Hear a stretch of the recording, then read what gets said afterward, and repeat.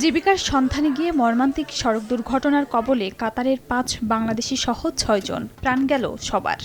কাতারের স্থানীয় সময় রোববার সকাল 10:30টার দিকে আল শাহানিয়া শহরের সামাল সড়কে এ দুর্ঘটনা হয়। খবরটি পৌঁছালে সিলেটের কানাইঘাটে স্বজনদের মাঝে শুরু হয় আহাজারি। লাস্টটা মনে করো যাতে জেলা দেশও আয় ও ব্যবস্থা কাতার যারা আসো নকলে মিলিয়া ব্যবস্থাটা করতা আর দোয়া করতা যে পরিবার তো আর উপার্জনকারী কেউ নাই। নিহত বাংলাদেশিরা দক্ষিণ মানিগ্রাম ইউনিয়নের গাছবাড়ি এলাকার বাসিন্দা। তারা হলেন জসিমউদ্দিন, জিবাল উদ্দিন, মাঝতালুক মোস্তাক আহমদ, জোবাইর আহমেদ ও কাদের আহমদ। দীর্ঘদিন ধরে তারা জীবিকার তাগিদে কাতারে অবস্থান করছিলেন। বিষয়টি নিশ্চিত করেছেন কানাইঘাট থানার ভারপ্রাপ্ত কর্মকর্তা।